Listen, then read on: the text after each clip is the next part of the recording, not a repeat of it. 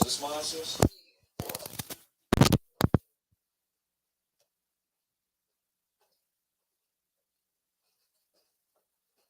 What? It says in. Oh.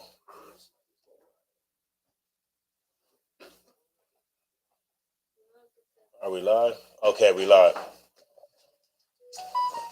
All right, with the Israelite School of Universal Practical Knowledge, we start out at 1 West, 125th Street, Harlem, New York, under Commander General Yohana.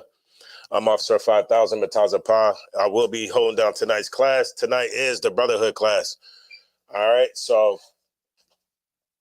give me 1 second, y'all. It might be up here or over in this section over here, but it's a skinny book. It's Carter G. Woodson, The Miseducation of Black people. Miseducation of the Negro. Salagi. All right, so we see what tonight's topic is. Tonight's topic is we're going to talk about Martin Luther King, Malcolm X. We're going to watch we're going to compare and contrast Martin and Malcolm X. We're going to talk about Black history, and we're going to talk about a prophet unlike unto Moses, because there's a misconception of who this prophet unlike to Moses is. All right, so man, we're looking for this book real quick. The book name is Carter G. Woodson. Was it in that? It wasn't in the bin back there? So I'll try to see if it's in the bin now. I just wanted to see. So like it. If anybody has any questions, go ahead and type your questions in the chat. If anybody has any questions, again, like I said, go ahead and type your questions in the chat. Y'all go ahead and sit down. All right. The miseducation. Here we go. All right, because it's still Black History Month, right? We got what, one more day of Black History Month, 2 more days. This is the leap year. So this month, this year, it will be 29 days instead of 28 days. All right, so you know how some people will be like, yeah, I have a birthday every 4 years or something. Yeah, you're going to see a whole bunch of fools celebrating. All right. Let me get myself together real quick. So, does anybody know where Black History Month came from? No? All right. So, Lottie, I'm guessing, if I could, maybe white people gave it to us because it is the shortest month. Origin.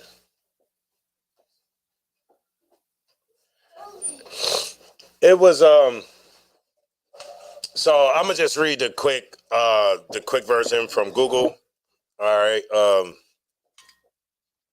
It's not like I need some miraculous citation to.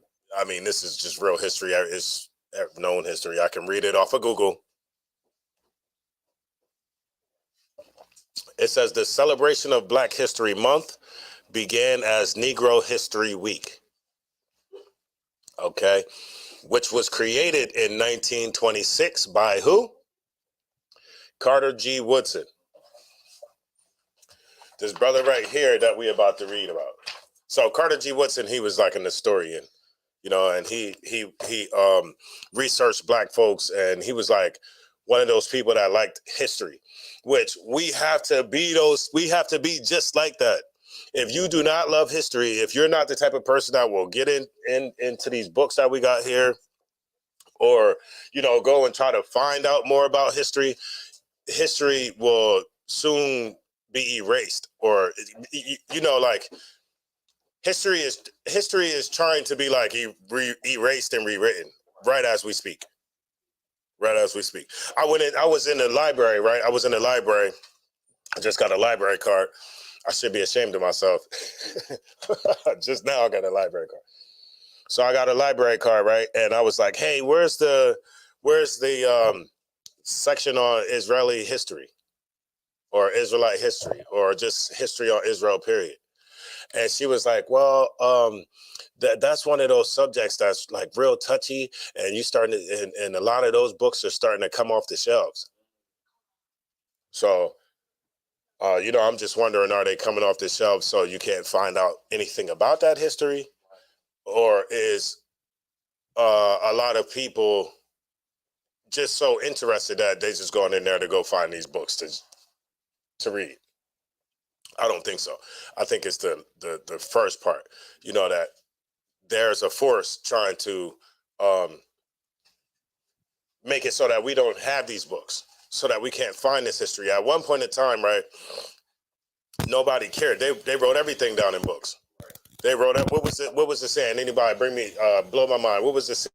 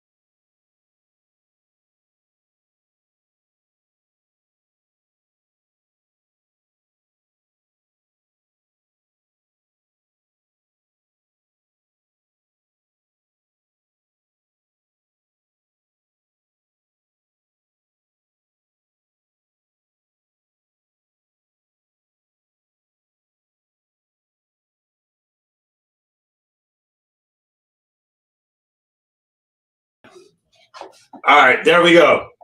I believe we're on. Could you check my audio? No, I want you to sit down with that, please. There we go. There we go. All right. So where was we talk? What was we talking about? We were talking about Carter G. Woodson, right? And so we all know that. So he started the Negro History Week. All right. One thing that Carter G. Woodson understood when he sat back, right? And shout out to y'all that's still in the chat. I'll get to your question in 1 second. What's this? Sister Kanai from Houston. All right. So one thing that he understood when he studied Black people is that Black people have been miseducated. And he attributes this miseducation to the Christian pastor. All right. Because we all know that the Christian pastor wields a lot of power in the Black community. When y'all know who Margaret Sanger is? Who's Margaret Sanger? Grab the mic. Where the mic at? Yeah. Wasn't she like the founder of Planned Parenthood or something? Of Planned Parenthood. Keep the mic. Hold on. I got one more question for you, right? So, yeah, she was the founder of Planned Parenthood. It was women's liberation, or women's something first, turned to Planned Parenthood, okay? And she was a Nazi too, right? I think her father was like a eugenics, in the eugenics or something like that as well. But she went to like, she did a speech for the KKK or something. All right, and so Margaret Sanger, do you ever remember the quote? There's a famous quote that she had, and she said, in order for us to not let the Negro know what we're up to when they was put in Planned Parenthood in our neighborhoods, right? She said, we had to go through who? The Black woman. No. The Black pastor. The Black pastor. Oh, okay. That's what she said. She said, we must go through the Black pastor because the Black pastor is the person in the Black community that can steer us. Like he can steer us. Okay, if we start, her specific words was, if we start to uprise, if we start to figure out what's going on, we're not going to just sit down and let that happen. But the pastor is the person that's going to get us to pretty much sit down. The pastor has the power to make our spirit docile. You know, what the pastor say, you know, just go home, y'all. We're going to get our day in court. And we never get our justice. Right? Day in and day out, we never get our justice. And so that's one thing that Carter G. Woodson understood. He understood that a lot of the education that we have, which comes from the Negro pastor, which the pastor, right? The pastor, these pastors that you see, these disgusting pastors, with all these accolades that they have from these universities and these colleges that they go to, what they're supposed to be doing is they're supposed to be doing exactly what we're doing. Pull up a PowerPoint, go into history, show Black people what's really going on. You know, try to fix actually try to fix Black people, right? And but they don't. And so this is what Carter G. Woodson said about the Christian church.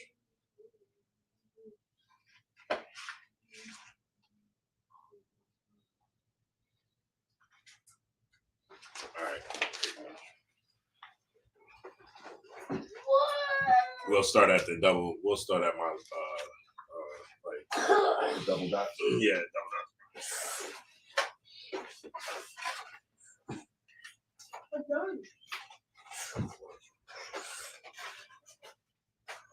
All right, now I'll read whenever you're ready, sir. Yeah, you good to go. All right, so this is The Miseducation of the Negro by Carter Godwin Woodson, or G. Woodson, starting on page 23. In the church, however, the Negro has had sufficient freedom to develop this institution in his own way. Now, could you start that one more time from the top?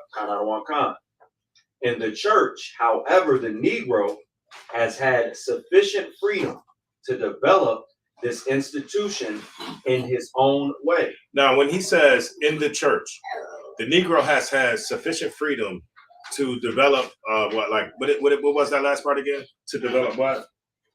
To develop this institution in his own In way. his own way.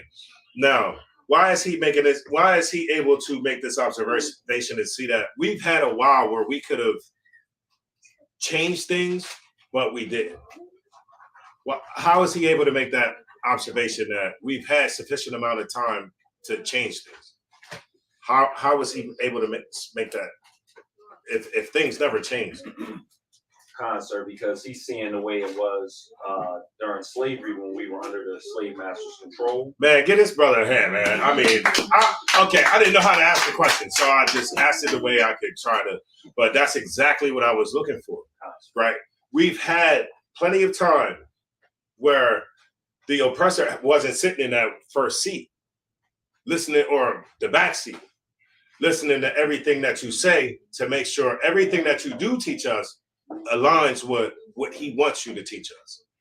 So we've had plenty amount of time where he hasn't been sitting in them pews with us. So we've had enough time to change this institution.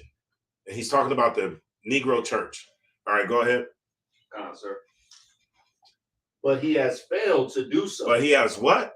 Failed to do so. He has what? Failed to do so. The black pastor has failed to create a new institution where the doctrine benefits us. Something that isn't oppressor centric. You know, love for the oppressor centric. Read on. His religion is merely a loan from the whites who have enslaved and segregated the Negroes. Now, do I have to break that down? Now, and he wrote this book. I think this book is from the 60s. If I'm not mistaken, this book is from the 60s. We haven't been that much farther, that much far from, civil rights. It's only been like, what, 50 years, 60 years, something like that? Maybe 70. I think this was written in 1933. Oh, so it's 30 years earlier than what I thought. So in the 30s, Carter G. Woodson understood that the black pastor is failing black people, right? And this is the guy who kind of got things in motion as far as understanding history for black people. All right. But when it comes to Black History Month, I gotta log in real quick so I can show you something. When it comes to Black History Month, we only learn about certain people, but we never learn about people that can actually. We learn about great black men. We learn about great black women, people who have had great ideas. Like, you'll be surprised the inventions that black people came up with, but the oppressor got the patent for it because the black person couldn't afford it, or whatever was going on at that time. And we all know, of course, our ideas being stolen, all kinds of stuff like that, right? So we see it a lot of we've accomplished a lot. We've made a lot of great inventions, but you never really hear about anybody that can really change your life.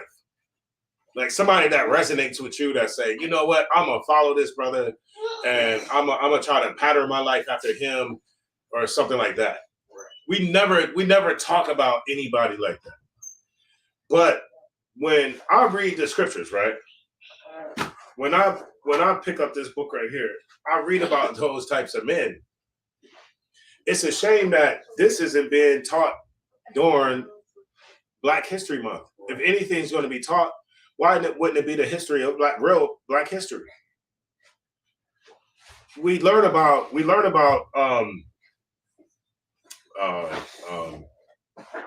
Yahweh or Christ, what they call over here, Jesus Christ. Y'all chill out, relax, sit back, y'all.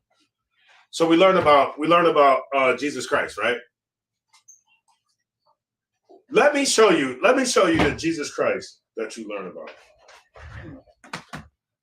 Let me show you. Give me Revelations 1 and 1 at the same time. I'm gonna let the young brother read Revelations 1 and 1.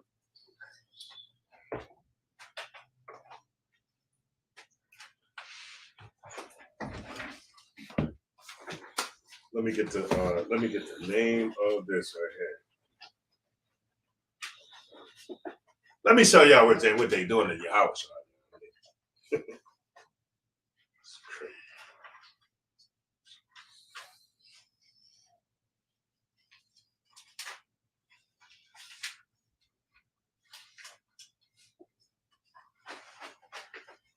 Oh, I don't see. Hold on.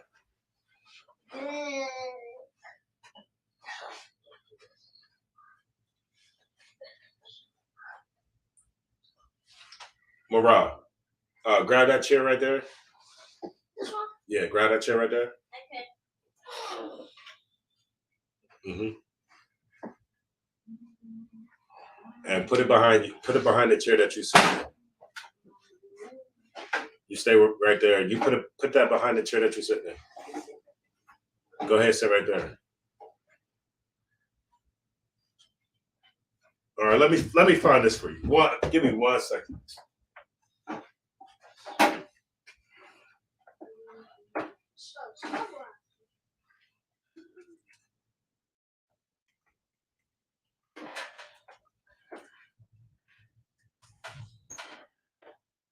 That's what's going on, man.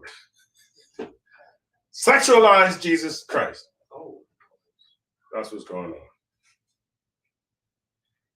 This is worse than the one that they put out with Sexy Jesus.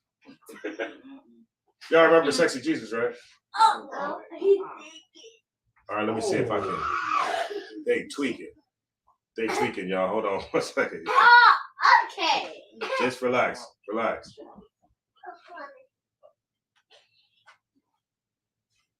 All right, I'm gonna share my screen, y'all. Y'all watch this. This is what's going on, right? Can you see my screen? I'm going to YouTube now, sir. Hold on. Dad? What am I doing? Oh, okay. Hold on. Now I gotta add it to the jar. Boom. This is what's going on. It's Black History Month. Black History Month. Oh my God. Yes. And this is what's going on in Spain, brothers. This is why it is so needed for us to come in here and do these classes. We come in here and it might seem like we reading and we beating you down with the same scriptures every week. It seems like we're talking about the same stuff every week. But if we don't, this will be allowed to proliferate. What it says? It says, a sexualized Jesus. It was an Easter poster in Spain. It stirs controversy. And the artist, Celestiano Garcia, defended his work created for Easter week events in Seville, right? You know, Seville. You ever seen Seville? They have like this, in Seville, Spain, they have this, it's like this parade every year. And it's crazy because they dress up and they look like the KKK. Oh yeah, it's crazy. As a matter of fact, it's in 100 Amazing Facts of the Negro. It's in 100 Amazing Facts of the Negro. I don't know. One of y'all could. There we go.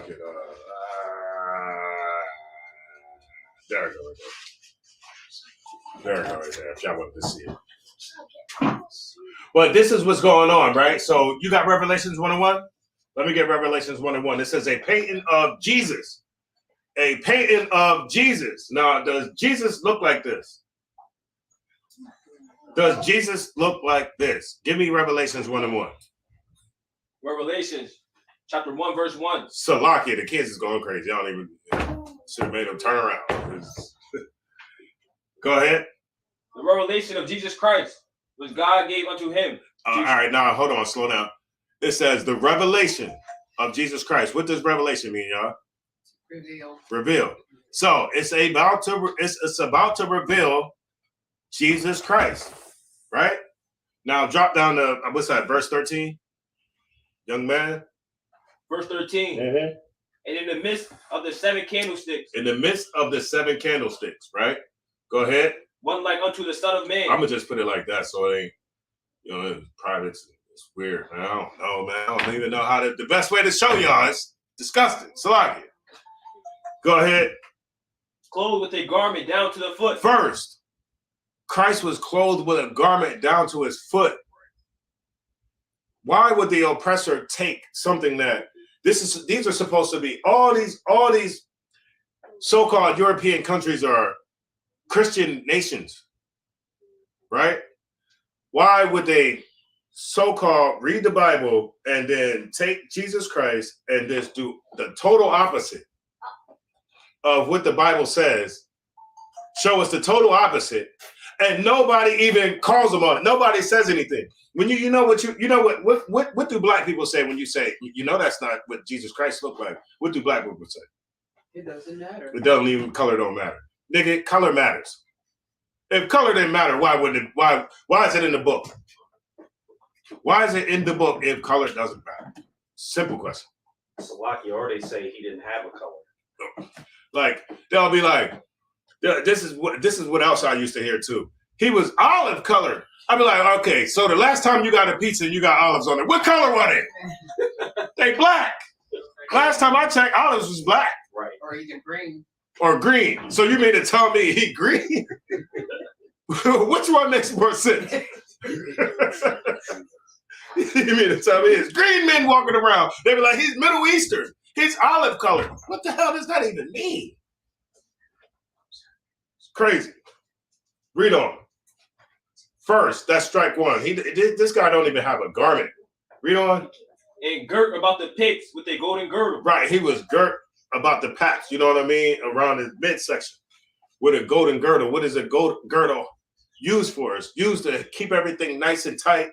Remember, you flipping and jumping and fighting and doing whatever you're doing, you need to hold everything nice and tight.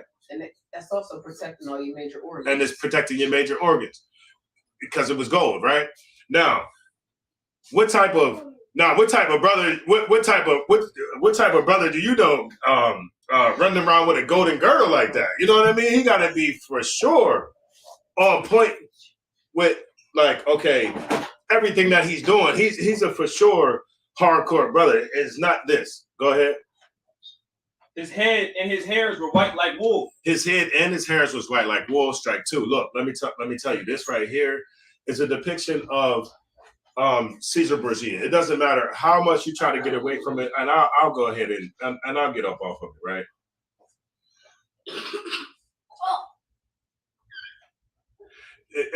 And so, okay, so real quick, I'm a sidebar real quick.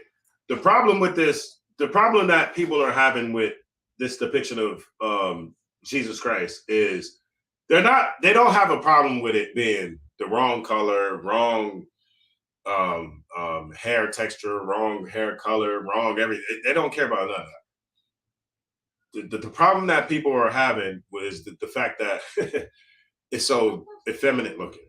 He's so effeminate looking in a day and age where LGBT is allowed to proliferate. You still have some people out there like right wingers who don't agree with this, right? And but then you still had a group of people out there, a large portion of people out there who defended the painter's artistic view. And they say that it's like his prerogative. If he wants to depict Jesus that way, use it in his head that way, then you can't, who are you to stop somebody's creative artistic view? But nevertheless,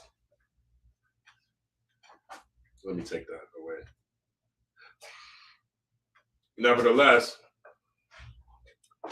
that picture is still floating around.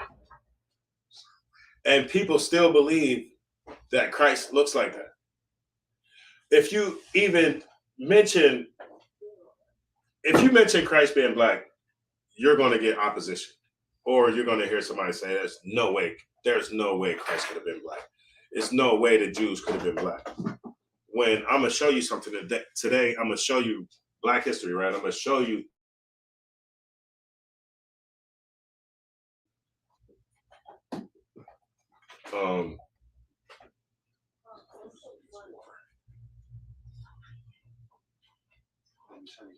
the hell is we talking about here? Yeah, I like it. Right. Shout out to everybody that's in the chat. If anybody has any questions, put them in. I think I seen a sister say something about celebrating Black History Month. My question is, what is there to celebrate? What is there? What necessarily are you trying to celebrate? There is nothing to celebrate. Are we going to celebrate Martin Luther King? You know, I'm gonna show you today. I'm gonna show you something today, right? I'm gonna show you something with Martin Luther King. It's an 8-minute video. I hate to take that much time. It's an 8-minute video, right? And so like, yes, sir. You got it. Can I just make a quick comment? Go ahead, of course. You are, sir. If I could. So at my job, this was a couple years ago. There was, a committee that did stuff as far as like, things that were Black. Mm-hmm. And one of the things was organize something for Black history and put it on a calendar. That's funny. So they were asking different people who should they say, and they were going with the normal, things. Mm-hmm. So when I suggested, people that they had never heard of, it seemed like they were afraid to put these people onto the calendar and actually put it, up for display, Mm-hmm. for the job's website. Mm-hmm. And it was something as simple as, I forget the brother's name, but one of them was Prince Whipple, who had done something in war and had helped the battle of Bunker Hill or something like that. I might be mixing up the name, Mm-hmm. but it was showing brothers in a different light even back then, but they were warriors and I wanted that to be shown. But brothers and sisters were actually afraid to share that at the job for some reason, and they never did. Yeah, I mean, you definitely gonna get that. When it comes to work, remember, work is one of those places where it's very delicate. You can't talk about nothing at work, Right? Especially politics, and especially you can't talk about politics, and you can't talk about religion. And you trying to show Black people in the good light, positive light, is not. That's not going to sit well with people. But I want to show you something, right?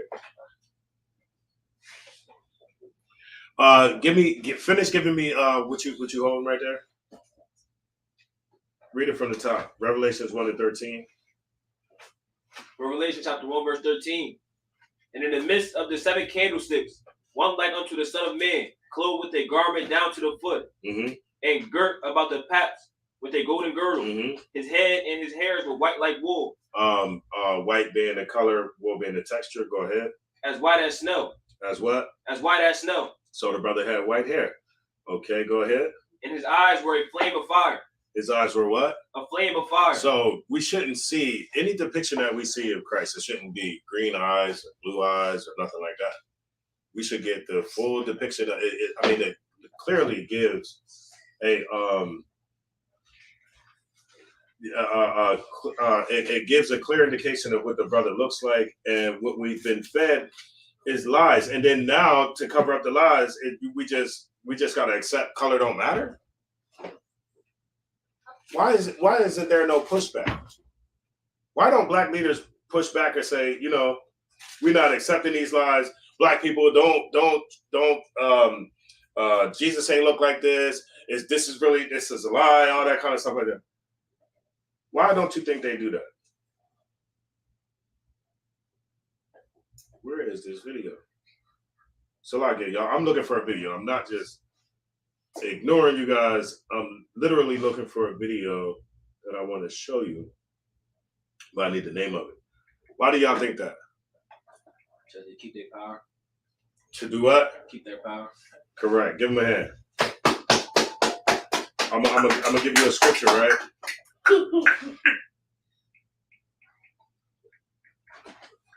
Oh, okay.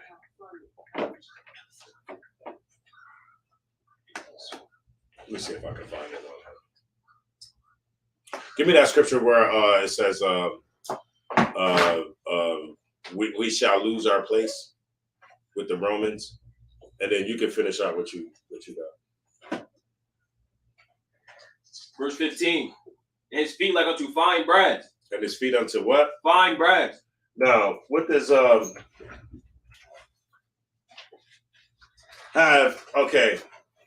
have you ever?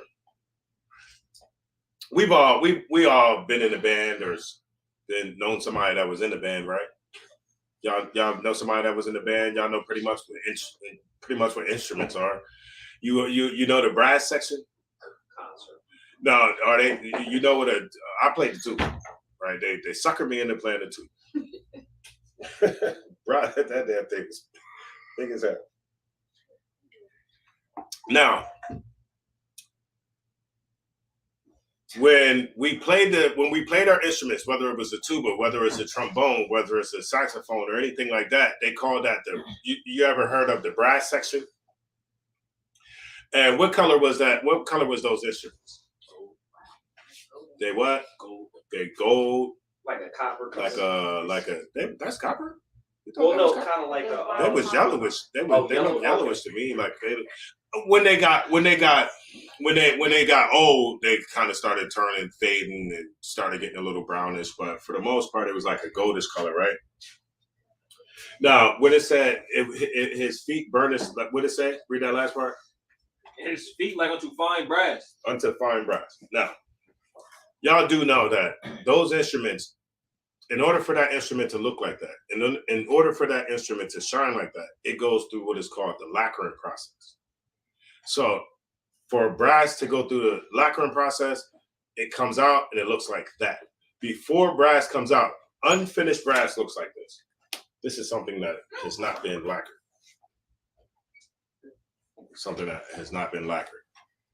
And that brass, and I got some faucets on the other end right here. Right? That is what Christ's feet would have looked like. And here's an indication of what they really would have looked like, because it said that if they burned in a furnace. Read on.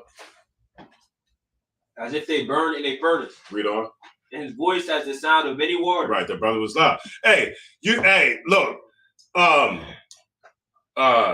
You ever see two Negroes by the goddamn water fountain talking or getting coffee, or two brothers shooting this shit at work? You know what I mean? And talking about basketball or football, and you just loud.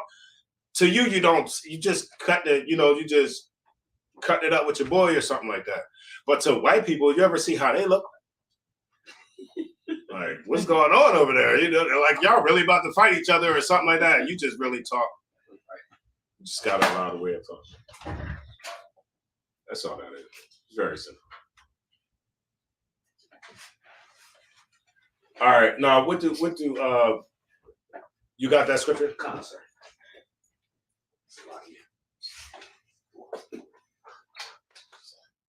The book of John, chapter 11, verse 48. Mm-hmm. If we let him thus alone. And go up a little bit. Give us some context. The book of John, chapter 11, verse 47. Right. And this is the Pharisees talking, right? Go ahead. Then gathered the chief priests and the Pharisees a council, and said, what do we? For this man doeth many miracles. If we let him thus alone. And Salaki, I'll start again from the top. Say that. Okay, go ahead. It was cut off. The book of John, chapter 11, verse 47. Then gathered the chief priests and the Pharisees a council, and said. So the chief priests and the Pharisees, they're having a council, right? Read on. And what did they say? What do we? For this man doeth many miracles. Like, what are we going to do? Because Christ is running around and he's doing many miracles, right? People starting to follow him. And that's crazy how the church say, you know, we replaced the Israelites because everybody rejected Christ. Didn't he have disciples? Right. There was plenty of people who followed Christ from place to place. So you mean to tell me everybody turned their back on? Come on, that's foolish. That is Christian doctrine, Christian dogma. Everybody did not turn their back on Christ. Read that one more time. Khan. Then gathered the chief priests and the Pharisees in council and said, what do we? For this man doeth many miracles. If we let him thus alone, all men will believe on him. Right. So, you know, people starting to believe him. And if we continue to keep going and letting him keep going, everybody's going to cut it out. Everybody's going to believe on him. So that's still showing you that some people believe on Christ. Everybody didn't reject Christ. That's foolish to even believe that. Read on. And the Romans shall come and take away both our place. The who? The Romans. The Americans. The Romans. The Americans. Joe Biden, Donald Trump, America will come and do what? Take away both our place and nation. Take away our place and nation. So they're afraid to lose their position, their place in this kingdom. Right? Who cares about your place in this stinking kingdom? You know this kingdom is on its way to falling, right? It's falling. I don't know why people thought that this place was going to last forever anyway. Well, yeah, I'm going to show you this. I'm going to show you, hold on. I'm going to show y'all this Malcolm X and Martin Luther King debate. And one thing that we got to pay attention to is the spirit that Malcolm X had and the spirit that Martin Luther King had. Now, did they really have a debate in real life? No, they didn't have a debate in real life. But this is some clips put together of the different speakings that these brothers had to just show you the spirit behind one and show you the spirit of the other. And so I can show you the spirit of Black people today.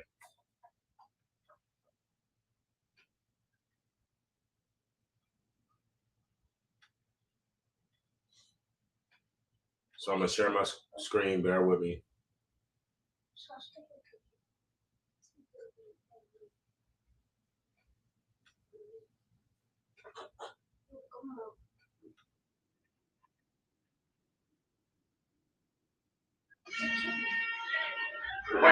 Reverend Martin Luther King subsidizes Reverend Martin Luther King so that Reverend Martin Luther King can continue to teach the Negroes to be defenseless. That's what you mean by nonviolence.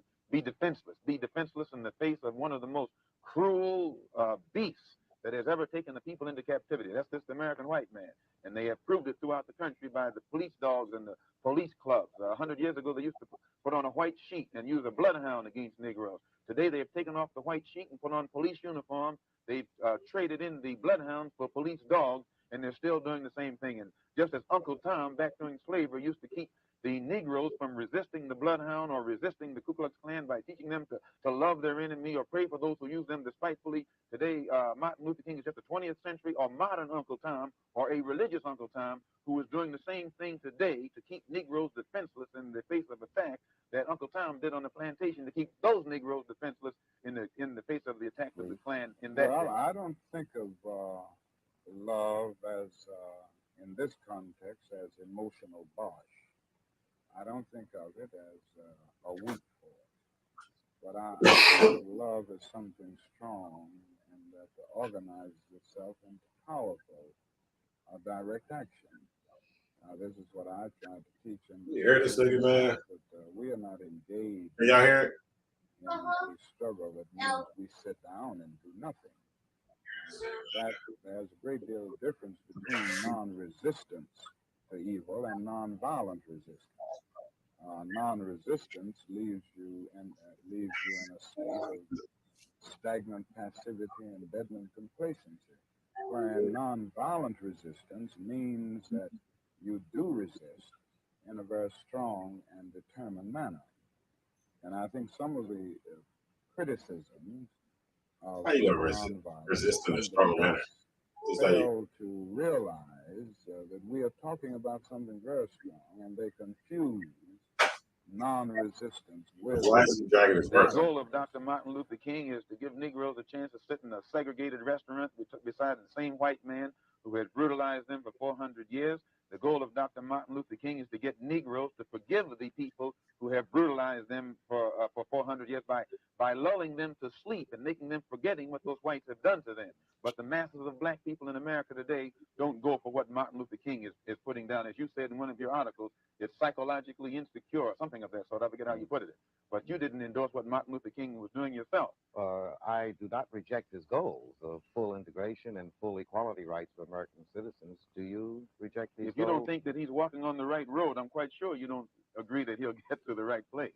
And if you would classify his method as psychologically unrealistic, I think that if a man's method is psychologically unrealistic, which means the road or the means or the method that he's using, I think as a psychologist, you'd be very doubtful I don't think that he that's would reach true. the right. If anyone has ever lived with a nonviolent movement in the South, from Montgomery on through the Freedom Rides and through the sit-in movement and the recent Birmingham movement, and see the reactions of many of the extremists and reactionaries in the white community, he wouldn't say that this movement makes, or this philosophy makes him comfortable.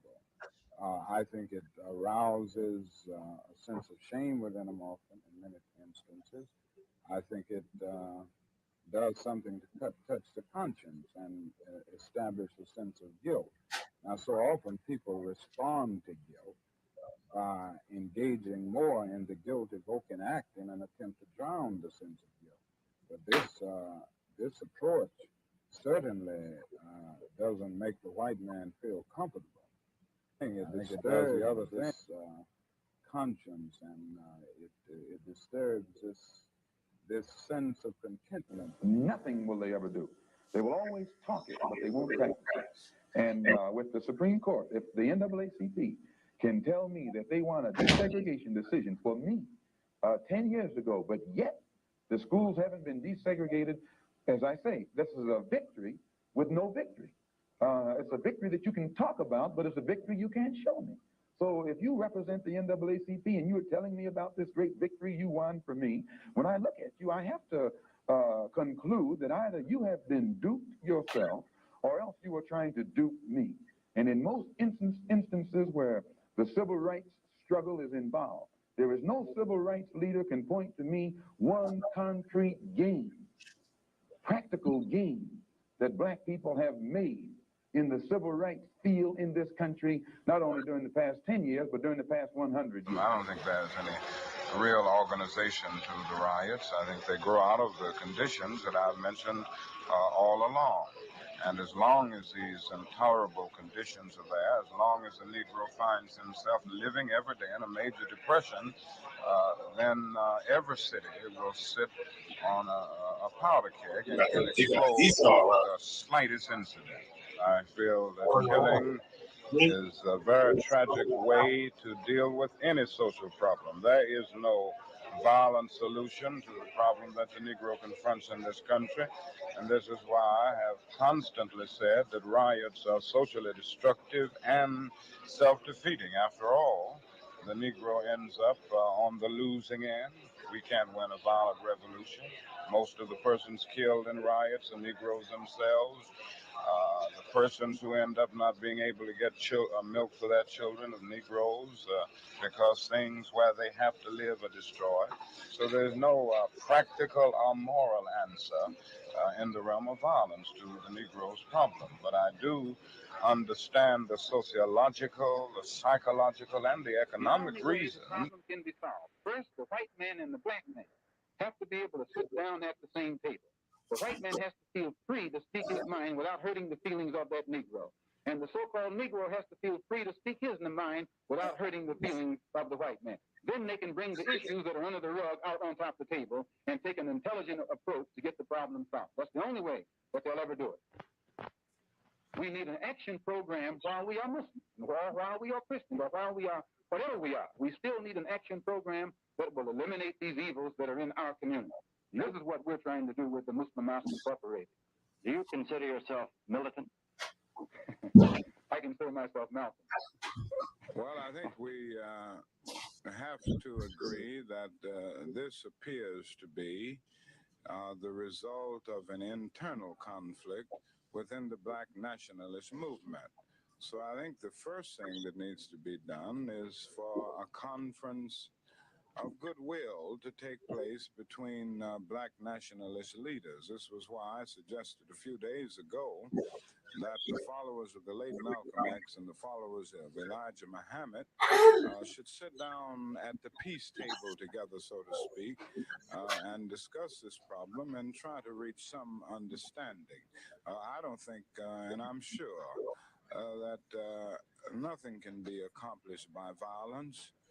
It only leads to new and more complex social problems. I think it is unfortunate for the Black nationalist movement. I think it is unfortunate for the health of our nation. I may not get there with you, but I want you to know tonight that we as a people will get to the promised land. I'm really happy for you. I'm gonna let you finish. But Beyonce had one of the best videos of all time. That's just random. That's just super random right there. That was dumb random. That was super random. All right, but so did y'all see the difference in the spirits that the brothers had? Now, both of the brothers was not in the truth, of course. One brother fighting for Christianity, one brother fighting for Islam. Malcolm X was right in the fact that he said we haven't seen no forward movement since civil rights and all that kind of stuff like that. But you know where he was wrong, where he was trying to desegregate. He was talking about the schools and how, Martin Luther King and them was fighting for the schools to be desegregated, but we haven't seen that yet. Like, Negro, you want the schools to stay desegregated. Do not join with these people. Right. The scriptures say, do not join. Why would it have been in our best interest to stay separate?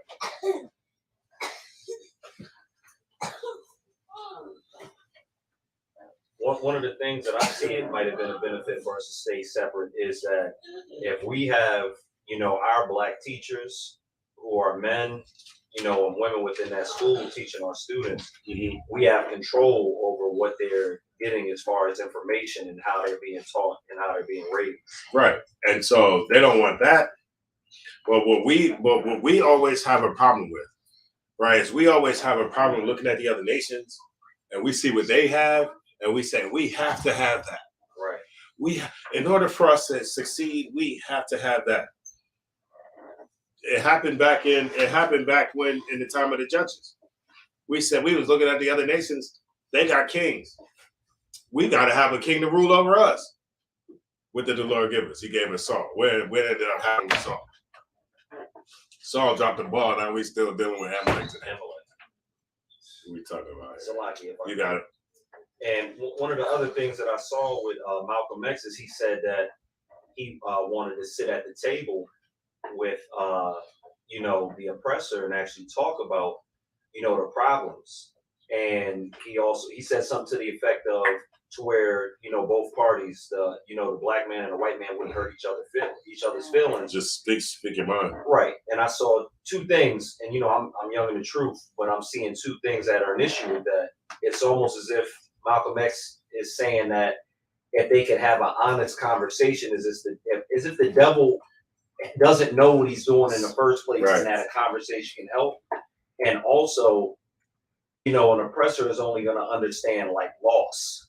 They'll understand like the loss of money if we, right, stop buying at their stores, right, or if the Lord, does something and takes away, their children, and makes them feel pain, that we felt over the years. That's the only thing I feel like the oppressor would understand in dealing with us. That's the only thing that they do respect, right? You know what we should have did? We should have sanctioned them. That's all they respect. Sanctions. Right. We should have put a sanction on them. We ain't gonna spend no money with y'all. We gonna take our money and keep eating wherever the hell we can. Whoever's making the chicken, whoever making whatever you making, I don't care. Oxtails, goat. That's what I want anyway. Why would I go sit in some damn what was them stores called? Woolworth and all them stores back in the day. And you sitting there, y'all see the pictures? You sitting there, three young black kids sitting there going through all that torture, man, with these oppressors with monsters staring down your back. And you actually gonna order some food and gonna take this food from the back and bite into it. Like, what is you doing to make a point? What are we doing to prove a point? So I got one more video, right? And so this guy, he breaks it down like Martin Luther King and the spirit behind Martin Luther King. Now, Martin Luther King did say, hold on. Okay, now I'm gonna give Martin Luther King credit for this. He was right in the aspect of we don't need to be violent. Why was he right in that aspect? We would have lost. Huh? We would have lost. That for sure. I mean, that for sure. But keep it on the scripture. No, that for sure. And that's still scriptural because if the Lord ain't with you, you're gonna lose. Right? Give me something else. You said the scripture? Yeah. Oh, we battle not flesh and blood, To finish it out. but principalities And the weapons of our warfare are not carnal. concept. We can't think like the young brother just said. We can't think that we're gonna pick up some swords and fight these people and win. How are you gonna fight the man that was blessed with the sword? Right. You gonna fight the man that's blessed with the sword, Kohal? What was Esau's blessing? The sword. The sword. How you gonna fight him? Right? But you can with the Lord. You can. If you follow the Lord, you can fight anybody. You following the Lord will give you wisdom to not eat in that restaurant, not celebrate none of their holidays, not integrate with them. Take whatever stinking little books you got. Matter of fact, we don't even need no damn books. By now, we got this. Damn your science, damn your math, damn all that. Just tell me teach me this. Teach me my history. This would have carried us a lot farther than just, begging for their history books and science books and math books and all, whatever. Because now, we got all these books, and now we subject to whatever they want to teach us. Whatever they decide to put in the book, that's what we subjected to read.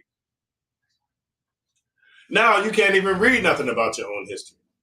At least if we would have just opted to read this and damn all they books and just read this as our history, at least we would have known our real true history. Now we don't even know our history, and then they trying to take whatever little bit of history we did have in the book, they trying to take it out, man.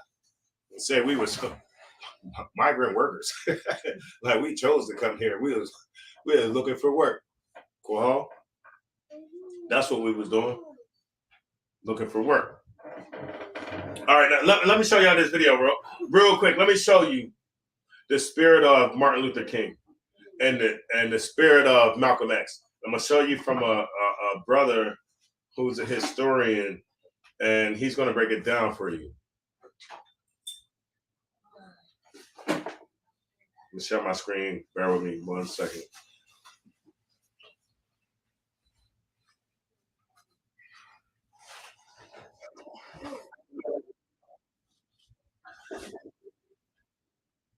The Nation of Islam in March of 1964, he felt to a great degree, I feel, a kind of a liberatory. He felt liberated.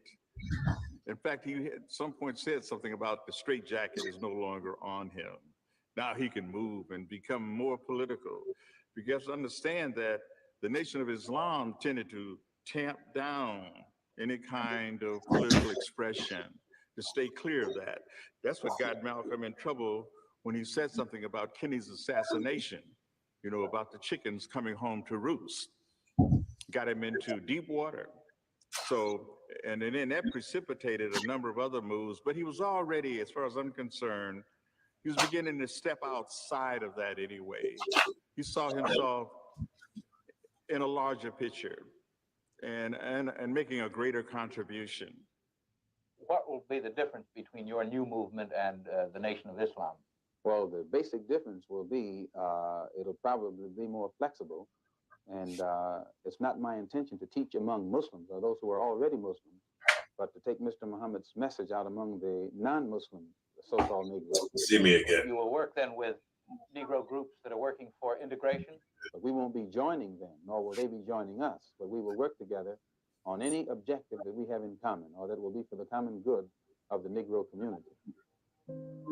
In Washington, Martin Luther King continued his political work with a group of senators sympathetic to his ideas. Sympathetic to his The ideas. Civil Rights Draft Bill. Initiated by Kennedy, the bill was the most progressive legislation yet regarding African Americans. During a press conference which he gave on Capitol Hill, King saw an unexpected visitor at the back of the room. It was Malcolm X. Malcolm X always wanted to meet King and debate with King. But King always refused to meet with Malcolm. I wonder why. Largely because he knew that if he met with Malcolm,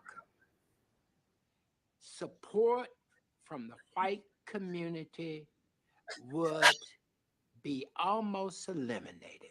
That's a shame. So King had to carry himself in such a way that the support which he got from the world white community would not dry up. Damn. After the conference, the You two told men us to met say like face to face. This encounter that King had always avoided unfolded in front of the press and photographers. The meeting only lasted a minute, but these images that capture them side by side, like this photo where they're smiling, became a strong symbol of reconciliation between two opposing visions of the Black cause. Those two people, Martin and Malcolm, symbolize something that is in all African Americans. Each of us has a little bit of Martin. I don't got a little bit of Martin. In us. Hell no. Malcolm represents that blackness in us. That sense that we don't want white people messing with us. We are Malcolm represents that fire, that fight, that refusal to let anybody define who we are. King represents our desire to get along with everybody, including whites. Our desire to want to create a society for all people, defined by nonviolence, love, and care for all people in the society. That's funny, right? Wait. Man, he said, everybody got a little bit of Malcolm and a little bit of Martin. Nah, we don't. You know, because, and he broke it down correctly. Martin Luther King had a desire to love everybody. And that desire to love everybody is the reason why we're on the bottom of everybody. What nation, Quahal, tell me, what nation do you see that loves everybody or is required to love everybody? Only black people. Black, the biggest, strongest Negroes in the goddamn world. We talking about we love everybody. We be like, on Pyru! On Pyru, I'll send niggas at you. On Pyru, you can't mess with me. On Pyru, y'all ain't built like that. Man, the oppressor be kissing our boots. Oh man, oh man, I love everybody, man. What y'all doing, man? Y'all gonna have them white people getting mad because y'all got people kissing y'all boots, and they gonna start attacking us. What? I'm like, did I just hear that? Did I literally just hear that? Go ahead. No, Salaki, sir. He said, y'all making them white girls kiss y'all boots. Yeah, you damn right. The word, that's where your lips belong. The word is making them want to kiss the boots of the Yeah, prophets. you acting like we're Megan. You like we grabbing you by your hair like get it. Yeah, they like we're like get. You know what I mean? And Megan, you get down there and kiss our boots. That's how they acting. They acting like we're literally forcing you to do it. Right. That's crazy. All we have to do is just literally read a couple scriptures and say, hey, John, are you sorry for what your people did to my people? And John says, yes, I'm sorry. And you say, well, John, there's something that you can do to prove, because you know what? We tired of the lip service. Faith without works is dead. Mm-hmm. Don't you believe in the scriptures, John? Yeah, I believe in the scriptures. All right, John, here's what you can do. Boom, run it down on John. Now John's convicted. John's spirit's convicted. And John's down there kissing everybody's boots. And he's kissing the women's boots. And he's kissing the kids' boots. Now, what type of signal does that send to other black people or other young black kids that's watching? That shows those black kids, that shows them us in a position of power, finally getting to see black people in the position of power and seeing where everybody else belongs. That should give them a little bit of strength. That should give them hope. Then you start talking, and you start talking to them little young brothers and sisters, and you start telling them how great they are, that they got royalty running through their veins. And if nobody ever else told you this in your life, remember you heard it from me, that Christ is a black man. That's what you tell me. It's a lot of here. What we holding? Give me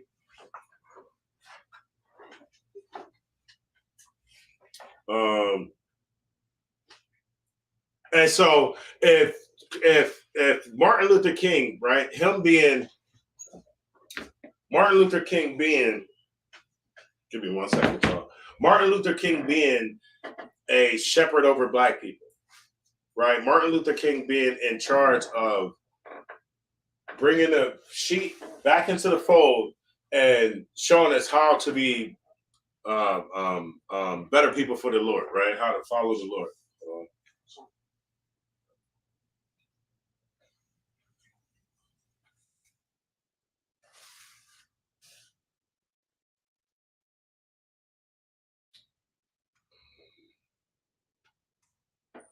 Give me, what is that, Jeremiah 23 and 25?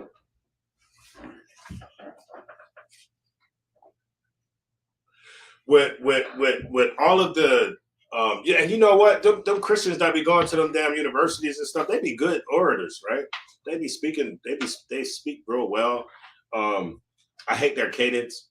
I hate the way they drag out, all their words. Like, why the hell is you speaking like a damn slave? You know what I mean? Why are you talking like that? Give me 23 and 25.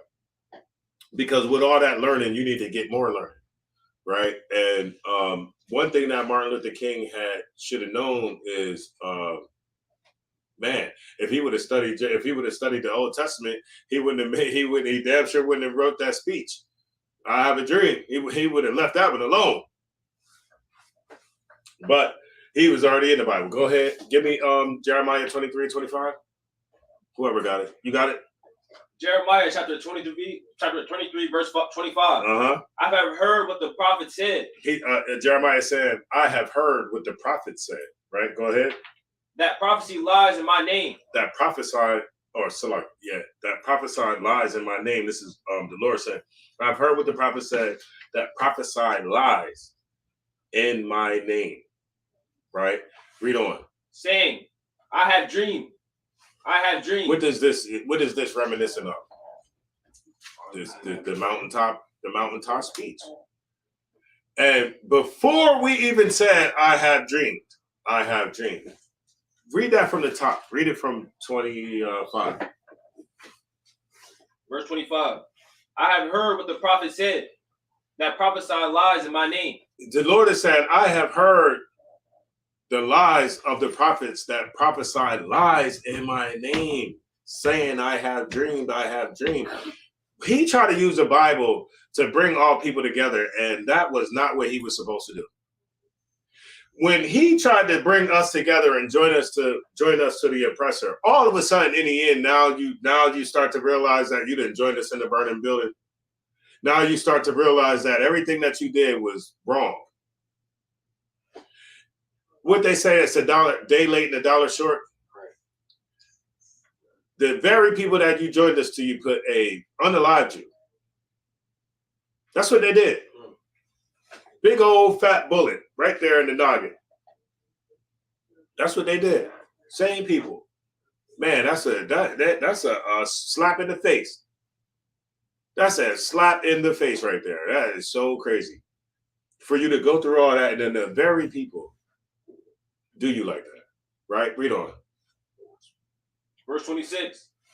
How long shall this be in the heart of the prophets? How long shall this be in the heart of the prophets? These lies, these vanities.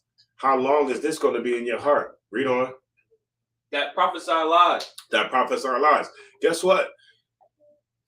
Christians are, how long? I'm going to ask the question now. If there's any Christians in the room, how long are you going to prophesy? How long is this going to be something vain that's in your heart, right? How long is this going to last? How long are we going to not teach the truth of the Bible?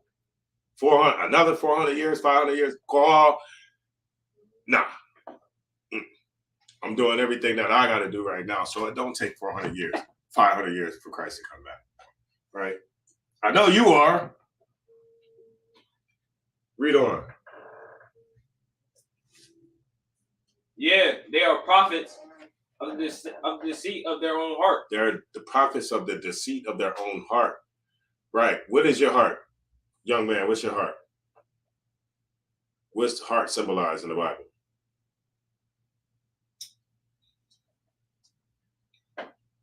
What is heart? Is it your physical heart? The deceit of your heart. Can your heart be deceitful? Is he correct? Can your heart be deceitful? What can be deceitful though? Your mind. Your brain. When you read heart in the Bible, it's symbolizing your brain, right? Because your heart, just all it does is just pump blood. It's literally all it does. When it comes back up through the right ventricle, atrium, all that kind of stuff, goes to the left, goes back out, with the oxygenated blood and all that. That's really what happens. They don't do that. That's what it does. It doesn't be deceitful. It doesn't think. It doesn't speak wickedness or think wickedness or nothing like that. That's your brain. Read on. So that all that stuff, all that the greatness that he thought he was saying on that speech was all vanities from his own heart. It was lies and deceit from his own heart. Why? Because he loved the oppressor. Because he wanted to do whatever he wanted to do. Remember, Jackie Kennedy, or y'all seen that? Y'all remember that y'all remember that the audio that the generals had played about Jackie Kennedy talking about Martin Luther King? Yeah. And if you don't know, go check it out. It says sellouts don't want to see Esau in a subservient position, right? But it's inevitable. Shout out to everybody that's in the chat. Any more on that? You got some more? Go ahead, finish reading. 27. Let me see. Let me hear it. Verse 27. Which think to cause my people to forget my name. Right. Perfect. So the deceit of his heart, when he started talking about little black boys playing with little white girls and all that kind of stuff like that, it caused us to do what? Forget the Lord's name. Because now we're indulging in, now they're like, okay, well, they'll just figure out another way to snare us. They'll find another way. Okay, so now that we got them, now let's get them. Let's see how we can turn them away from the Lord. Let's get them doing this, that, and the third. All right, read on. By their dreams, which they tell every man to his neighbor, as their fathers have forgotten my name for Baal. All right, give me Ecclesiasticus 34:1.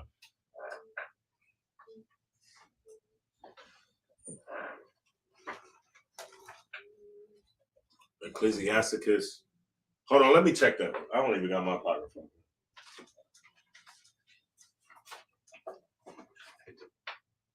So like, yes, sir, 34 on one. Yeah, let me make sure that's the. Let me make sure that's correct. I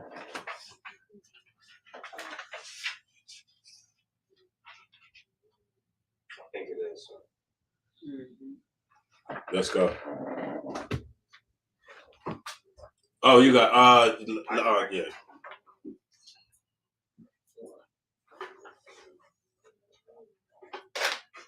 The book of Ecclesiastes, chapter 34, verse 1. Mm-hmm. The hopes of a man void of understanding are vain and false. Right. So the hopes of a man void of understanding. So what did Martin Luther King, MLK, his hopes was for us to join with the oppressor. Somehow they was going to love us, and we was going to be in this utopia. The what of a man? The hopes of a man void of understanding. So his hopes, he was a man void of understanding, right? Because he didn't understand the scriptures. And the hopes that he had, read on, are vain and false. Mean nothing. And they're false. Go ahead. And dreams lift up fools. There we go. I have a dream. Me too. He was a what? He was a fool.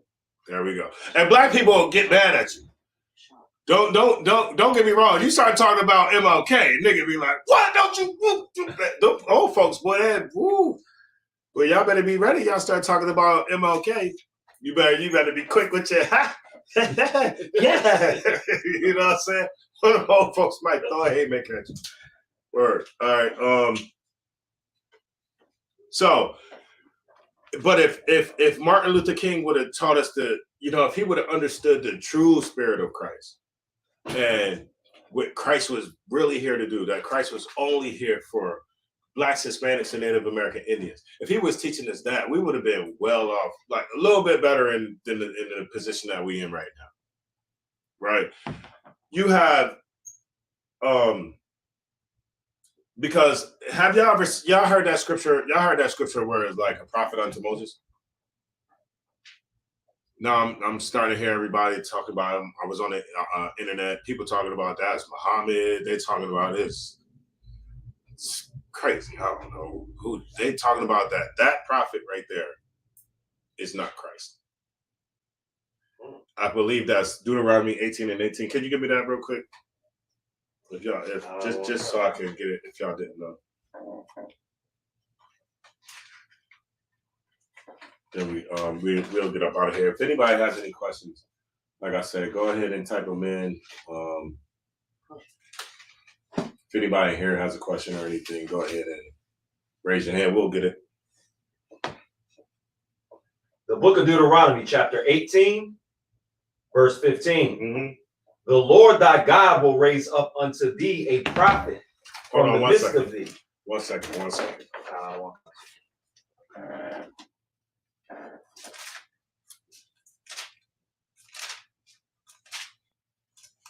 Deuteronomy 18:18. Maybe I need to go down a little bit more.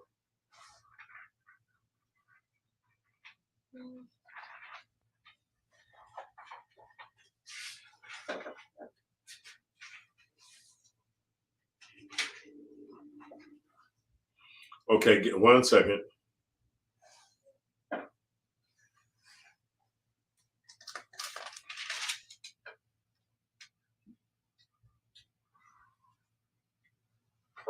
be 34 and 10, Salakia.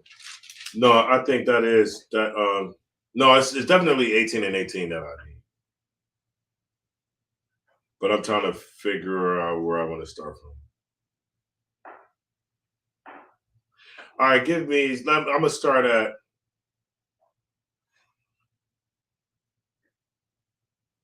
Nine. Start at 9. Verse 9. Yeah. So y'all know this is still in the wilderness. Us coming into our land and everything like that, right?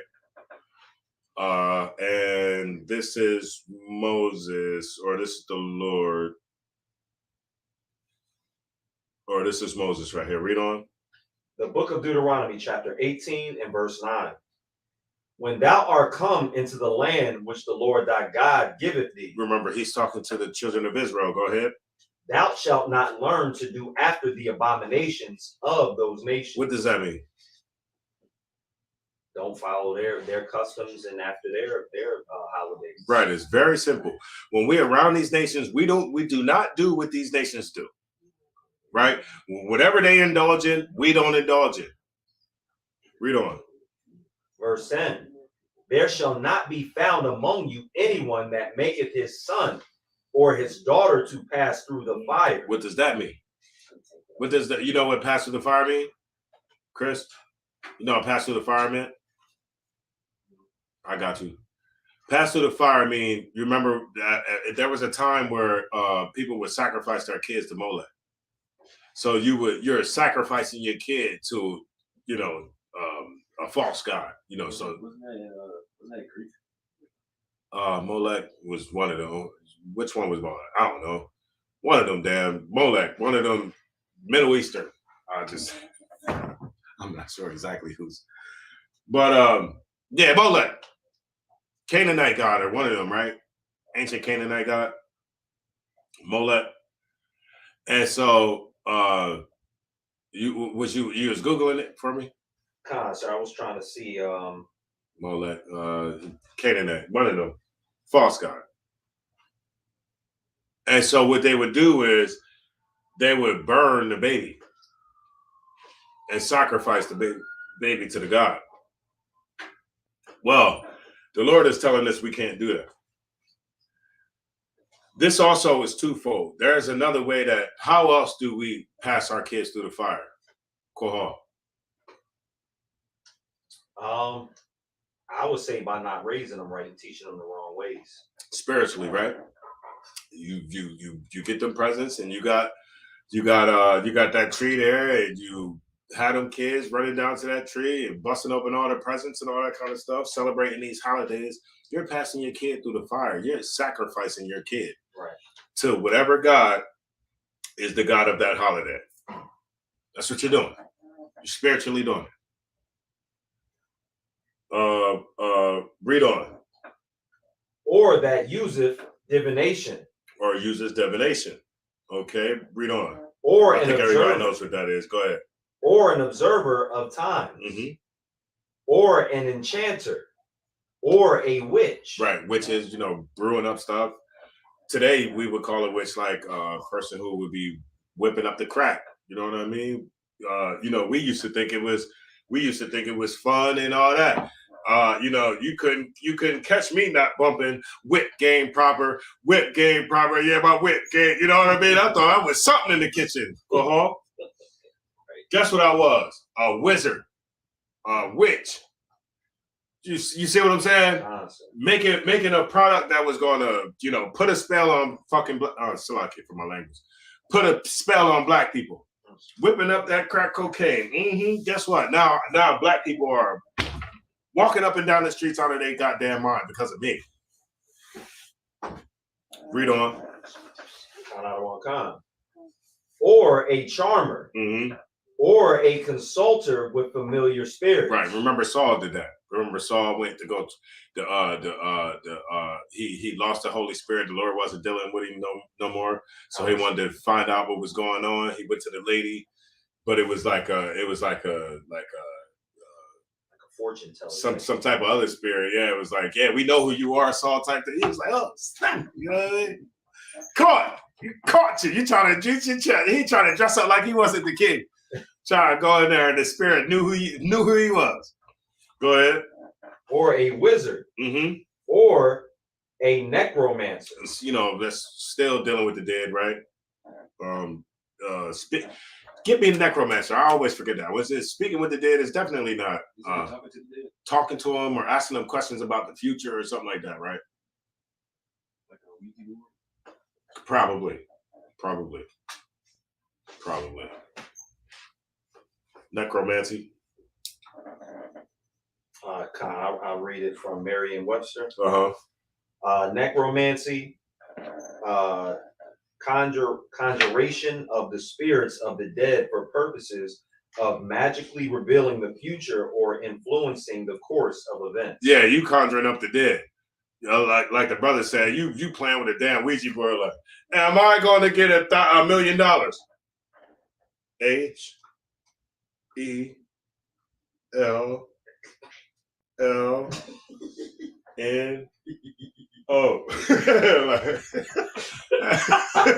Hell no. You ain't get no $1 million.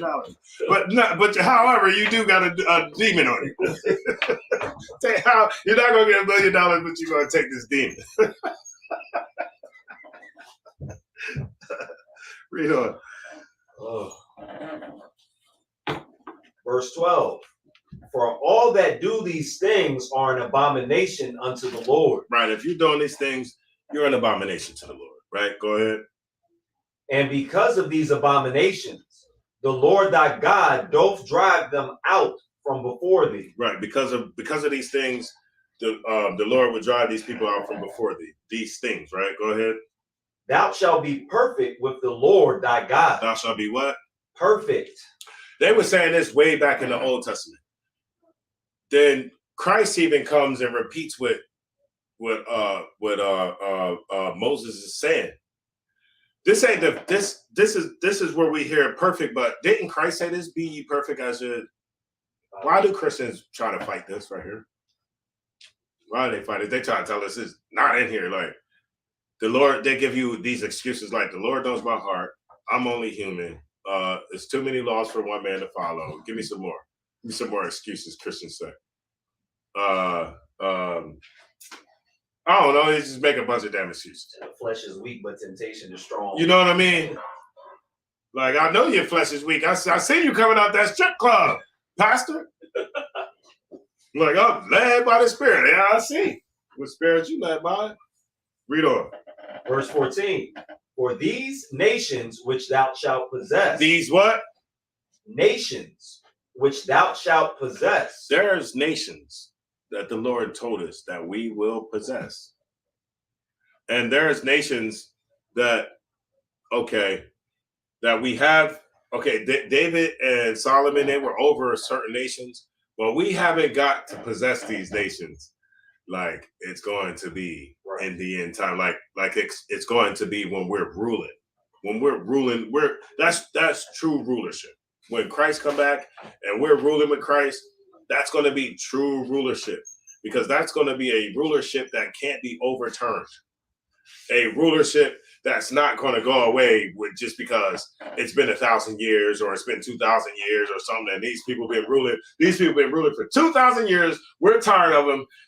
Let's try to overthrow them. That will never happen. Where we're in a position of rulership. Read on. Hearkened unto observers of times, and unto diviners. But as for thee, you, read on. The Lord thy God hath not suffered thee so to do. Right. These people use diviners. These people use observers of times. You know, people that want to I know exactly. You know, like the zodiac signs and all that kind of stuff like that. You got Negroes that I was one of them. I used to read my zodiac every day, and then that would determine how the hell I act for the day. So if you tell me I'm about to be an a-hole for the day, then I'm about to go in there and act like an a-hole. You see what I'm saying? That's what we do. We believe we believe we are who some newspaper says we are. Because that's what it is. It's just some chat GBT. Right. somebody just came up with something and said, look, this is how Tauruses act. This is how Geminis act. This is how freaky these people are. This is how this is how that. And we feed into it. And mind you, you're like, well, I ain't none of that. You know, you thinking to yourself, I'm not that. I don't do this. I don't do that. But, you know, well, they told me this is what I'm supposed to be. So let me just be that. Nah, read on. 15. 15. The Lord thy God will raise up unto thee a prophet from the midst of thee. Now get this. It says the Lord is going to raise thee up a prophet from the midst of thee. Can you get that word for me? What does midst mean? Midst. I mean, I know what it means, but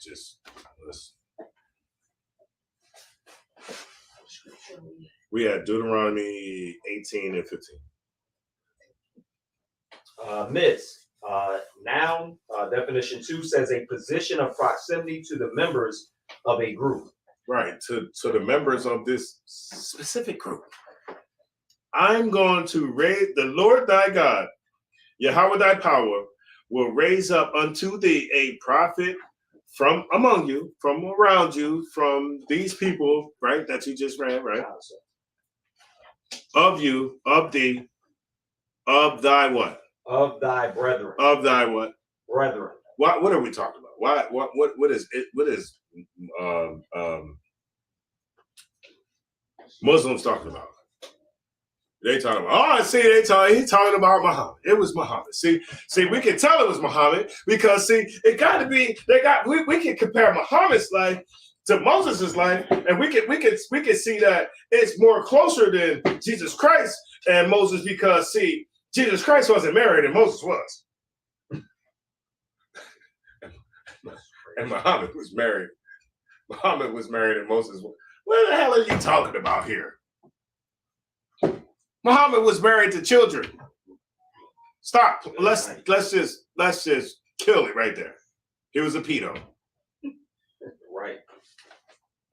One from thy brethren. It's very clear. Our Ishmaelites are brothers.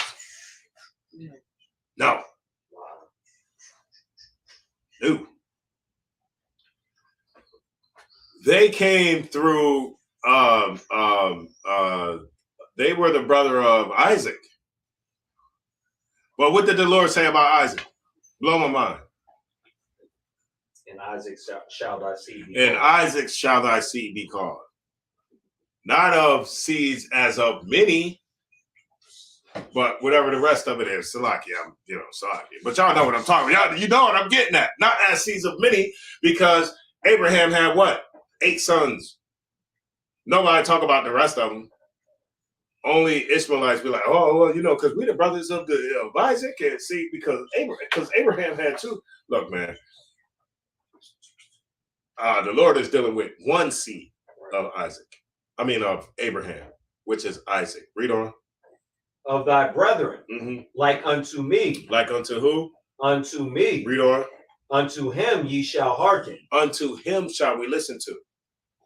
Now, we're so foolish, and a lot of brothers are foolish enough to believe that was talking about Muhammad. How many brothers are in Islam trying to debate us that this is Muhammad, that this is talking about Muhammad? That's how I know. So many of our brothers have been duped by all our oppressors, that it just don't make no sense. We think just because white people oppressed us and white people enslaved us, that somehow, and that they created the religion of Christianity, that somehow we're going to be able to run away from that, join Islam, and then everything's going to be hunky-dory. When we don't even have a good concept of history to understand that before Christian slavery was the Arab slavery. Y'all do know that, right? Y'all know about the sub-Saharan slave trade, where the Arabs were just as worse, if not worse, than Edomites. They were horrible, very horrible to be under. Read on. according to verse 16, according to all that thou desirest of the Lord thy God in Horeb in the day of the assembly, saying, let me not hear again the voice of the Lord my God, neither let me see this great fire anymore, that I die not.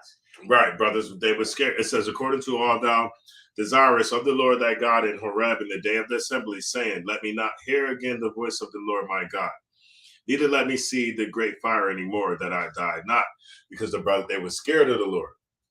Right? They were afraid. Read on.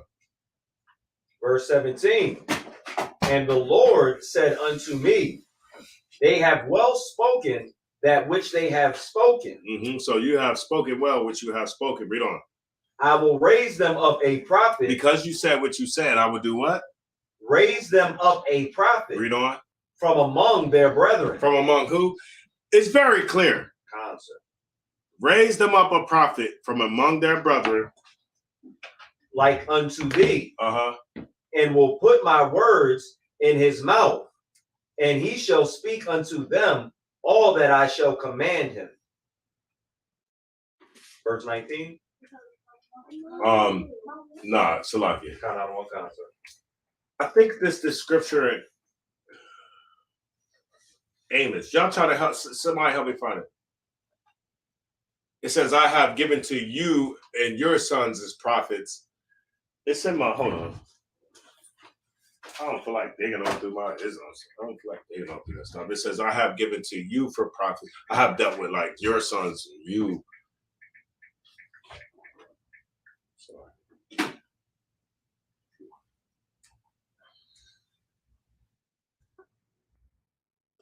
Jeremiah 35. That's what it said?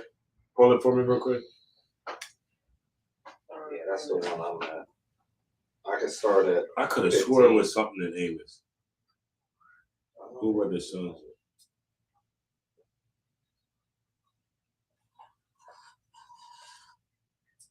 The Amos 2 and 11.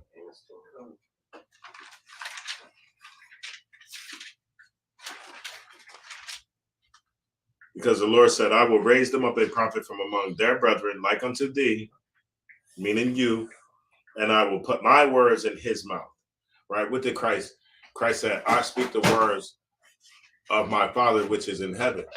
Right? I will put my words in his mouth, and he shall speak unto them all that I shall command him. Give me Amos 2 and 11. The book of Amos, chapter 2 and verse 11. And I raised up of your sons for prophets. I have raised up from your sons for prophets. Hold on 1 second. Give me 1 second. Let me get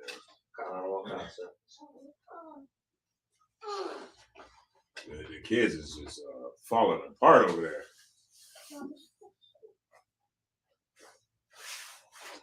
All right, give me 1 second.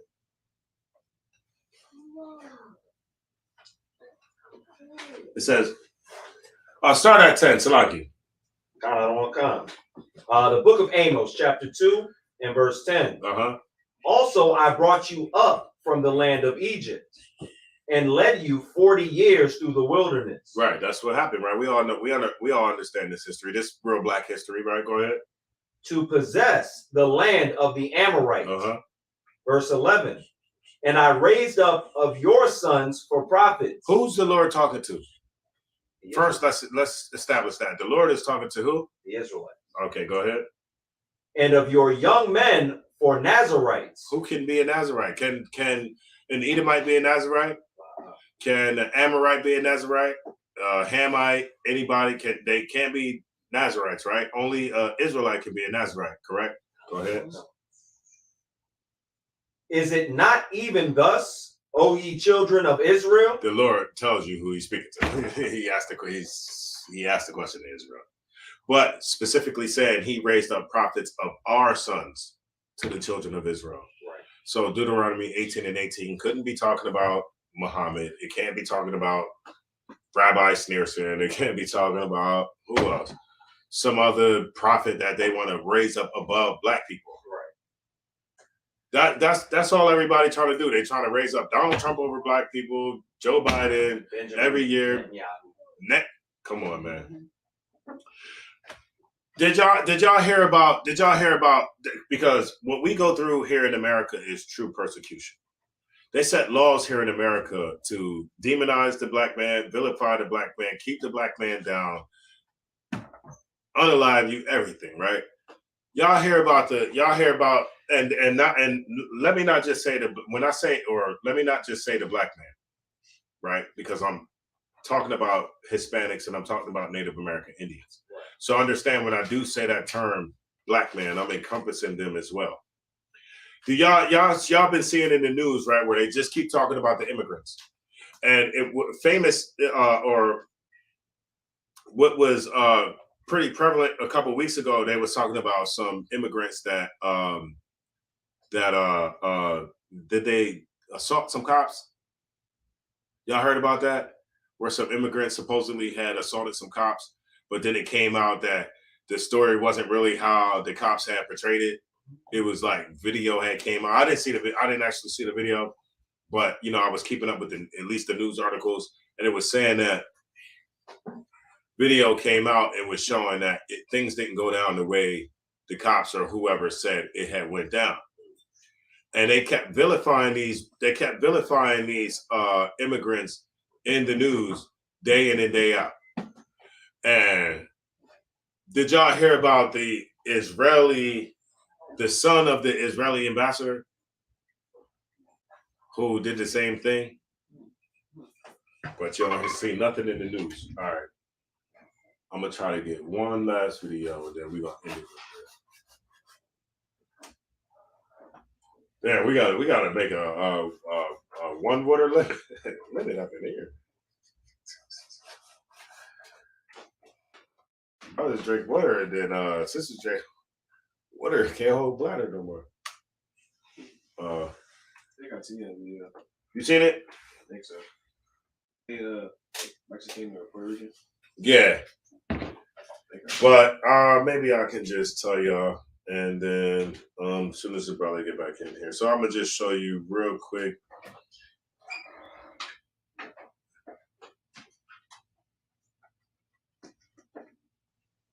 Let me get it.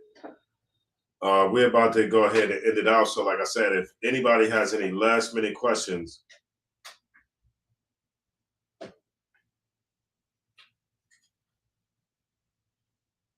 or anything you want to get out right now. Okay, so yeah, because I'm about to end it out, but I need you to end it out. So you go to the front door.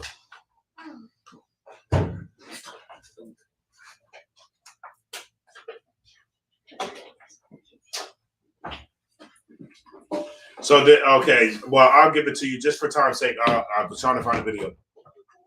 But when it came to the immigrants, when it talked about them assaulting the police officers, it ended up not being what the story really had put out, being what they put out, you know, saying about these immigrants, right? What they're doing is they're trying to demonize the immigrants, right? So that black people can look at the immigrants crazy, look at the immigrants like all of a sudden now these people are coming to steal something that your crumbs. And then what they're also doing is they're turning Mexicans who's been here for a while, who've been here for a long time, who have it good in here, have a good position in America, is turning them against their own people. Right? And that was far from the truth. Those people didn't really do that. But one thing that you didn't see in the news was the Israeli. We have an Israeli ambassador. I don't know his name because I was trying to look it up real quick. But y'all can look it up on your own. There's a son of an Israeli ambassador who was getting locked up over here because of him running into the police or assaulting the police. Guess what happened? Nothing. No charges. No trouble. He's the son of an ambassador. With that being said, I'd like to pass the class over to Precinct Officer Kohal.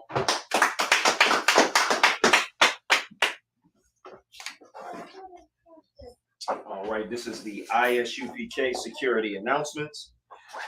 Rules for new brothers and sisters. When a brother or sister comes into the school, they are off limits for 6 months. They are to be saluted only. Hey, can you turn that? After 6 months, if a brother or sister is interested in a particular party, they are to seek counsel from the heads. Next, we want to remember tithes, which is a commandment. In the Hebrew, it is ma'ashara. That can be found in Malachi 3, 8 through 10, and also Numbers 18 and 21. Up and coming Holy Convocations, we do have, which Passover is this? The 55th, I believe. This is the 55th Passover. That's going to be April 20th in Durham, North Carolina. So remember to pay those Passover fees, get your, your hotels and everything ready and in order, get your garments ready, because that'll be April 20th. It seemed like it was a long time, a couple months ago, but it's right on us.